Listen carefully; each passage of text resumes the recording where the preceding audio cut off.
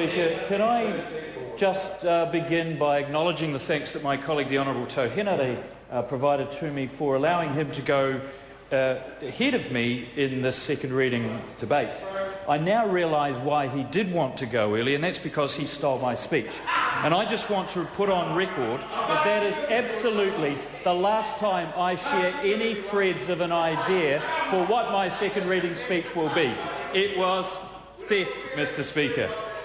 But I think the issue is so important it's worth continuing to flesh out, because we've heard from the other side that they are somehow the champions of the fourth-week holiday, that they've worked for 30 years for this workers' right, and I actually think it needs bearing out about what Labour's record on this is, because when the Holidays Bill was first introduced in 2003, it aimed to provide for a minimum of not 4, but 3 weeks paid annual leave. Now, the bill was referred to the Select Committee, and all the submissions were made against the likely outcome that that bill would have a 3-week provision.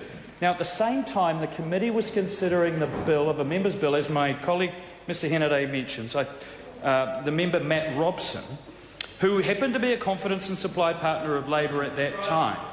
Now, the business community, particularly when making their submissions, didn't even take 4 weeks seriously, because the Prime Minister of the day, Prime Minister of Clark, ruled out. They said the government simply would not mandate the 4 weeks paid annual leave. And what happened after the submissions had been heard, after the Select Committee went into deliberation, suddenly 4 weeks annual leave appeared. No opportunity for the submissions to be reopened, reconsidered on this major change to that piece of legislation, the amendments to which we're now considering. And the members across the other side can moan about only having 3 weeks to consider these changes, but at least we were upfront about what they meant. So one can only speculate. Why was it that the Holidays Bill, when introduced in 2003, made no mention of 3 weeks annual leave, and suddenly that's what happened? Was this a change of heart?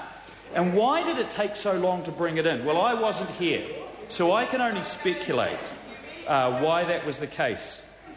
But I do take note that the Act came into effect the year before the 2005 election. Probably at the time Labour were preparing their election manifesto. And they didn't actually introduce the fourth week then. They left it out there for 3 more years, so that workers wouldn't be eligible for it until the 1st of April 2007. Then workers could have a whole other year, firstly, to accrue those entitlements. And when do we actually get to those entitlements?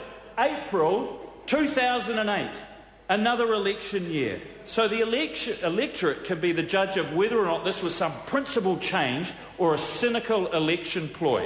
But I think Mr Cunliffe gave us the insight into the answer to that question before lunch in this House, when he said that the people of New Zealand elected a national government because they were dumb. That's what he said. So that's what Labour think of New Zealanders. Dumb when they don't vote Labour, too dumb to understand the cynical nature of the passage of the 4 weeks annual leave, and certainly too dumb to think for themselves and make a choice about whether or not to cash up that 4th week holiday. Only in all of this, someone forgot to give Phil Goff the memo, didn't they? The union memo. You know, the one that obviously came from the CTU that said, Labour do not support this change. So good old Phil trotted off and said, well, as long as it's given freely, as long as there's agreement, I don't have a problem with it. Well, and then what happened? Hang on, Phil, better check in with Helen first. Kelly or Clark, probably doesn't matter.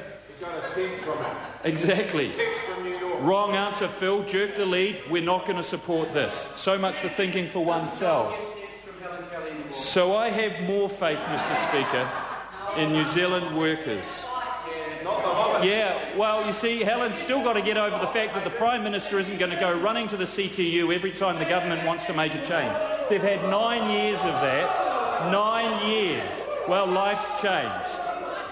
But I do have more faith in New Zealand workers, Mr Speaker, more confidence in their ability to think for themselves, to make a decision for themselves, and to decide whether or not to take that 4th week's holiday. And I support this bill.